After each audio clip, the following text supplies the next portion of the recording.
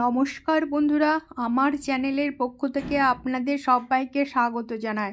আজকে আমি খুব সহজভাবে রাজমার রেসিপি বানিয়ে নিচ্ছি, তো আমার সাথে থাকুন, দেখতে থাকুন। আমি রাজমাটা 1 ঘন্টা আগে ভিজিয়ে রেখেছিলাম, ধুয়ে পরিষ্কার করে নিয়ে এখানে কুকার বসিয়ে নিয়েছি। কুকারে 1 কাপ, বড় কাপে 1 কাপ জল দিয়ে নিয়েছি।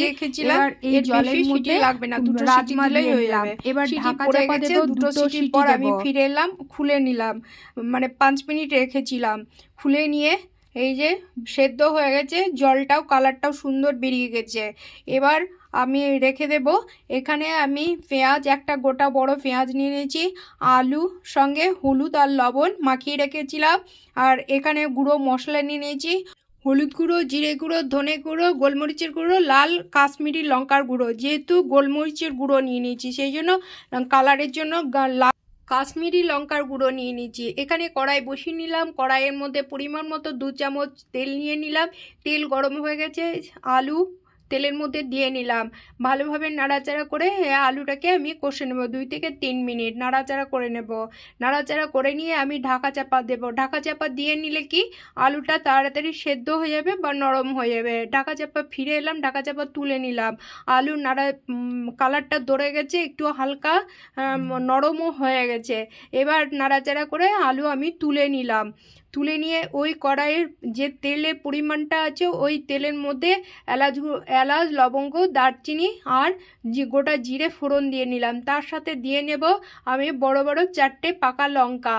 লঙ্কাটা শুকনো নয়, কাঁচা পাকা লঙ্কা। এবার লঙ্কা দেওয়ার পর যে পেঁয়াজটা নিয়ে রেখেছিলাম আমি, একটা গোটা বড় পেঁয়াজ, ওই পেঁয়াজটা দিয়ে নিলাম।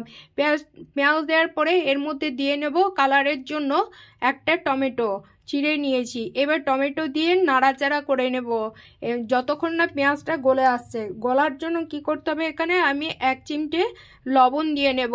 তো এবার নাড়াচাড়া করে নিচ্ছি পেঁয়াজ টমেটো। এবার নাড়াচাড়া করতে করতে এর মধ্যে 1 চামচ লবণ আর তার সাথে কালারের জন্য 1 চামচ মিষ্টি, মানে 1 চামচ হালকা মিষ্টি দিয়ে নেব। এবার আপনারা এড়িয়ে চললে মিষ্টিটা নাও দিতে পারেন, আমি দিয়ে নিলাম। এর মধ্যে নাড়াচাড়া করে নেব। পেঁয়াজটা লবণ আর মিষ্টি চিনির সাহায্যে পেঁয়াজ আর টমেটো গলে যাবে, নরম হয়ে যাবে বা হয়েও গেছে। এই যে নাড়তে নাড়তে কালারটাও সুন্দর ধরেছে।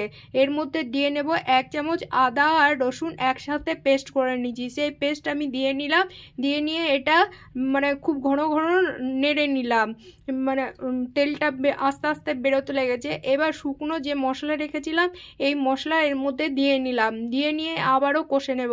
আদা রসুনের গন্ধ চলে যাবে, একটু হাতটাকে নাড়িয়ে বেশ কিছুক্ষণ ধরে নাড়াচাড়া করে ভেজে নেব। আর হালকা আছে এর মধ্যে আদা পেস্ট করার পর যে জলটা ছিল সেই জলটা দিয়ে নিলাম। এবারে ওই জল দেওয়ার পর আবারও আমি নাড়াচাড়া করে নেব 1 থেকে 2 মিনিট।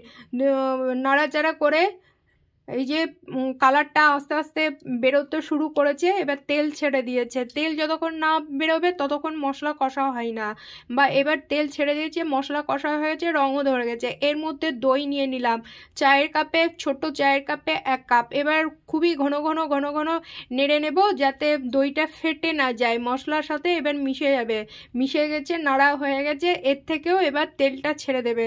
তেল ছেড়ে দিয়েছে, ফুটে উঠেছে। এর মধ্যে কষা আলুটা দিয়ে নিলাম। কষা আলু দিয়ে আবারও মশলার সাথে আলু কষে ভালোভাবে মশলার সঙ্গে মাখিয়ে ভালোভাবে নাড়াচাড়া করব।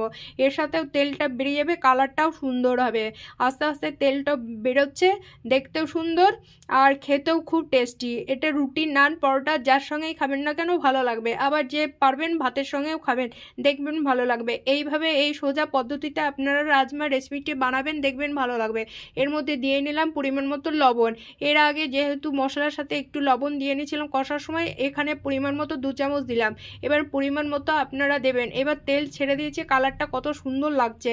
এইভাবে আপনারা বাড়িতে রাজমা বানিয়ে নেবেন, দেখবেন ভালো লাগবে। আমি খুন্তি দিয়ে দেখে নিলাম আলুটা কষা, আলুটা নরম হয়ে গেছে, খুন্তির সাহায্যে কেটে যাচ্ছে, মানে কষা হয়ে গেছে।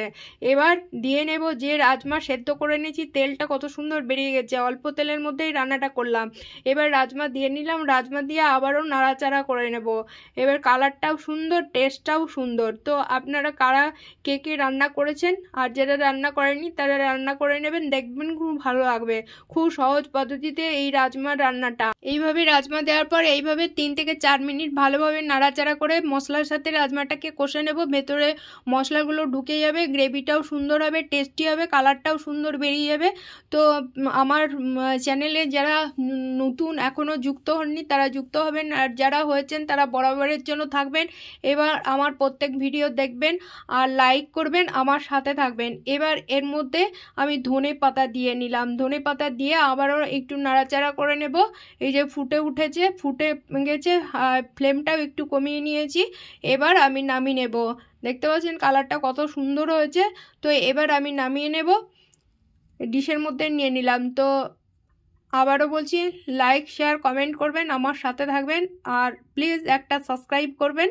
তো কেমন লাগলো রাজমা রেসিপি এই যে কমেন্ট বক্সে জানাবেন, লাইক করবেন, শেয়ার করবেন। এখানেই রাখলাম, ধন্যবাদ।